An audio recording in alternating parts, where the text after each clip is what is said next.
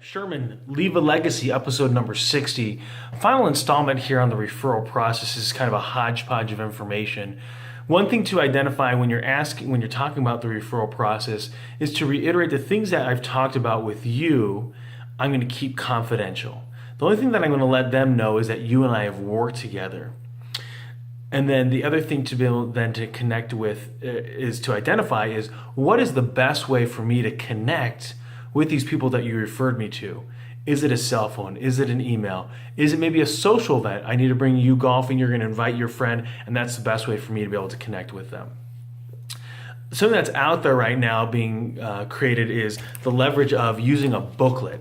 So it can be something like this. I know Bill Cates, C-A-T-E-S, is quite a referral guru, and he has a booklet, and inside the booklet on the pages, he has different information that you can ask from the referrer about the referee or about the referral. It could be like names of spouse, children, how they know them, things that they admire about the individual. So that way they have something unique when they reach out to that person to be able to kind of have a hook to get an engagement.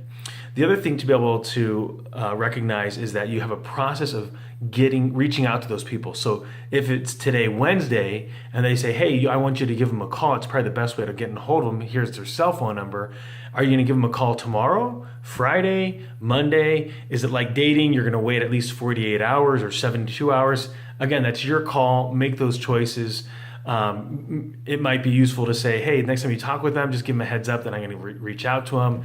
Usually I would tell them a joke like this crazy Asian dude's going to call them. Again, if you're not Asian, don't use that joke. The other thing is that's extremely critical in the referral process is to follow up with the referrer. So, that you gave me a name to Jimmy, I'm going to follow up and say, hey, just so you know, I was able to connect with Jimmy and we're going to meet up face to face. Now, again, you want to make sure things are kept confidential. So you don't want to say, oh yeah, and Jimmy's going to move forward with buying some products from me. Not a real good way to be able to establish that you kept things confidential, because now they're wondering, what did you tell Jimmy about what I did? The last one is to be able to send a thank you note. If you want to do a thank you gift, that's your call. A little gift cards to Starbucks, $5, $10, can be really small, but definitely a handwritten note can go a long way in regards to the referral process. The last thing that I'm going to talk about is how do you leverage these referrers to be able to be more of a cheerleader. They're a fan of yours. They love what you do. They see the value you bring to the table. And you want to move them from, I'm always asking you to give me referrals, and I want you to go out and do it for me.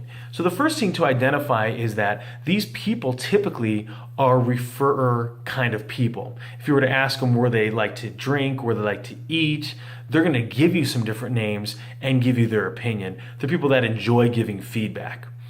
And the other thing is that they're typically in a gregarious kind of personality, that if they're asked or if they're in public, they're going to be like, oh yeah, this is my go-to person. I use them all the time for this, right? So if you're in the financial services, they're going to say, hey, this is my financial advisor. You got to work with her. She's fantastic. And then, so the way to be able to move them from you've engaged with them is to have a separate meeting altogether. Hey, Nicole, would love to reach out to you and have coffee. I want to share with you my marketing process and see if you can help me brainstorm with some people that I can reach out to and help. Then once you get in front of Nicole, you would say, Nicole, I appreciate you taking time to meet with me. This is how I really want to build my practice, and I really respect your opinion. So this is my process, is that I'm going to work on a referral basis only. I'm going to specialize in working with families, ages 45 to 60, and specifically really strong in the investment and retirement planning process. How do you think I can really get in front of these people? And then be quiet, let them tell you what they think, and they're going to give you some different marketing ideas. And some's going to work for us, some aren't. And then say, this is my process when it comes to referrals. And you know what, Nicole? I really respect your opinion. So what I'm going to do is I'm going to give you a few business cards. And so if you run into anyone that you think meets that niche market that I'm looking to serve and help, I want you to pass my name along. Because because I trust your opinion, that you, as you and I have had this conversation, that you really understand who I'm looking for. And now all of a sudden, Nicole's going to be more apt to want to help you in your practice because you've described what you want. You've enlisted her for some advice. And now what you've done is you've moved her from a reactionary referral process to hopefully something that's more proactive. And you really want to get probably about anywhere between 15 to 20 cheerleaders that are talking about you. Now, your significant other, your parents, your super close friends, your top clients might already be cheerleaders. So getting to that 20 number, 20 people cheerleader fan club isn't going to be as difficult as you think.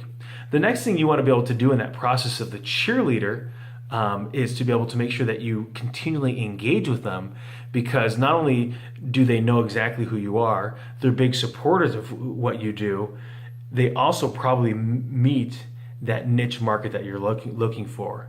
And so hopefully these hodgepodge ideas in this last video can help you really hone out that referral process that you have and give you some better strengths as you go and engage with people. Question that I have for the community is, what was the last good referral you got and how did it come to you? Have a great day, everybody.